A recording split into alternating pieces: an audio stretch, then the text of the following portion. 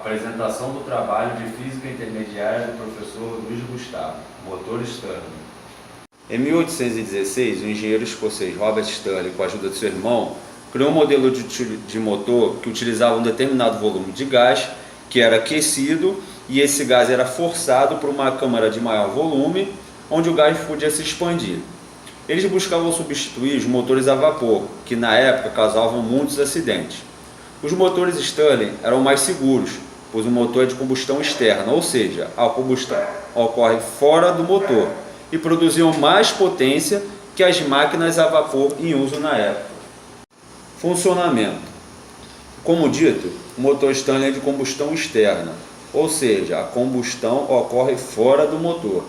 Trata-se de um motor muito simples, pois consiste basicamente em duas câmaras com temperaturas diferentes. A dilatação ou compressão do ar nessas câmaras move um pistão ou êmbolo, gerando trabalho mecânico. Como não há emissão de poluentes por parte das substâncias de trabalho, os motores Stirling são considerados ciclo fechado, ou seja, essa alternância de temperatura entre calor e frio gera o movimento do pistão ou êmbolo, gerando assim um trabalho mecânico. Isso ocorre numa câmara fechada, não há expulsão dos gases para o meio ambiente. Os motores de Stirling apresentam uma eficiência muito alta se comparados com os motores de combustão interna, comumente usados em carros e etc. Eles atingem até 45% de eficiência energética, que vai além dos motores comuns, que fica entre 20% e 30%. A eficiência dos motores de Stirling pode ser calculada da mesma maneira que no ciclo de Carnot, com a fórmula R igual a 1 menos TF sobre TQ, onde R é o rendimento do motor, TF é a temperatura fria, que seria da câmara de temperatura mais baixa, e o TQ é a temperatura quente, que é da câmara de temperatura mais elevada. E a gente vai exibir um modelo simples, por exemplo, de um motor de Stirling. Como dito, ele usa uma fonte de calor externa, pode ser, por exemplo, a chama de uma vela, como na figura. Ela vai aquecer um gás que vai preencher uma câmara com um gás de diferente temperatura. E essa alternância vai gerar ali o movimento do êmbolo, que vai fazer o movimento mecânico. Tipos de motores. Temos o motor alfa, que consiste em dois cilindros independentes com ângulo geralmente de 90 graus. Temos o motor beta, que é baseado no motor original feito por Robert Stirling. E temos o motor gama, que é baseado no motor beta. Vamos falar um pouco mais detalhado de cada um desses tipos de motores. O motor alfa consiste em dois cilindros independentes, com ângulo de fase geralmente de 90 graus, com dois pistões. Um desses cilindros é aquecido e o outro é resfriado, utilizando um sistema com ar ou água. Essa configuração possui dois pistões separados por um regenerador.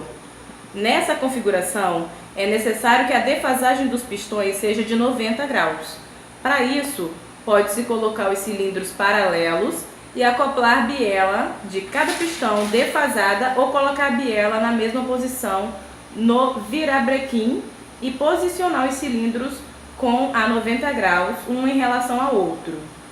Embora possua a configuração mais simples, o motor alfa apresenta a desvantagem de ambos os pistões necessitarem de vedação por conter gás de trabalho. Compressão isotérmica. Nesse processo, ambos os pistões se movem para cima, realizando o trabalho de compressão sobre o gás, enquanto o calor é rejeitado pelo sistema de resfriamento. Aquecimento e volume constante. O pistão de compressão vai até o ponto morto superior, enquanto o pistão de expansão se movimenta para baixo. Com isso, o gás de trabalho passa para o espaço de expansão, sendo aquecido pela fonte externa e aumentando a pressão. Expansão isotérmica. Nesse processo, ambos os pistões se movem para baixo, expandindo o gás e realizando trabalho. Este processo é realizado a temperatura constante, pois durante a expansão, o gás de trabalho recebe o calor da fonte externa. Rejeição de calor e volume constante. O pistão de compressão se movimenta até o ponto morto inferior, enquanto o pistão de expansão se movimenta para cima. Com isso, o gás de trabalho passa para o espaço de compressão, tendo calor rejeitado pelo sistema de resfriamento, reduzindo assim a sua pressão até a condição. O pistão de trabalho é movimentado para a esquerda e o gás é comprimido. O gás é resfriado com o objetivo de realizar a compressão a temperatura constante.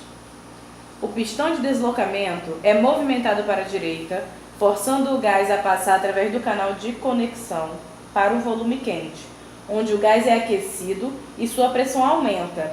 Porém, é importante notar que o volume nesse processo é constante. Ambos os pistões movimentam-se para a direita devido à expansão do gás. O gás é aquecido pela fonte quente com o objetivo de se obter uma expansão a temperatura constante. O pistão de deslocamento é movimentado para a esquerda, forçando o gás a passar pelo canal de conexão para o volume frio, onde o gás é esfriado pela água de resfriamento. Quando o gás é resfriado, sua pressão reduz até a pressão inicial. É importante notar que o volume nesse processo é constante. Motor Stirling-Gamma. O motor Stirling-Gamma é o mais simples entre todos. E ele funciona através de fluidos. E ele também é dividido em 4 etapas que eu vou explicar melhor para vocês agora. Compressão isotérmica. O pistão de trabalho é movimentado para cima, fazendo compressão sobre o fluido. O calor é resfriado para o sistema de resfriamento.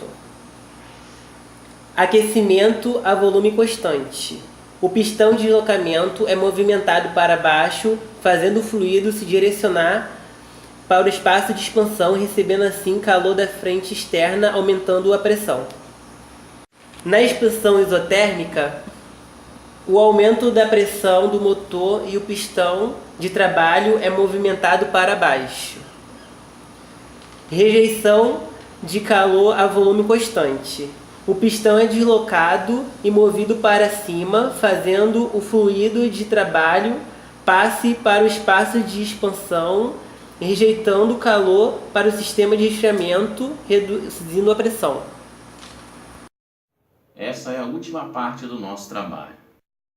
Atualmente, o mundo em que vivemos é extremamente dependente do petróleo, que é uma fonte não renovável de energia, ou seja, o que foi utilizado não tem reposição. Chegará o momento em que o petróleo se esgotará. E como movimentar o mundo?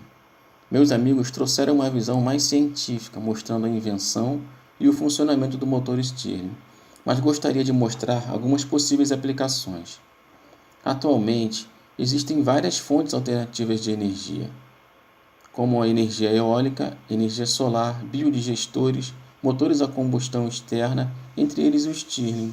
E como já vimos, é uma máquina muito eficiente, não poluente, podendo utilizar a energia solar para fazê-lo funcionar ou unirmos um biodigestor e assim produzir o calor necessário para movimentar o motor. A possibilidade de uma energia limpa, renovável e eficiente é uma necessidade atual que deve ser suprida o quanto antes.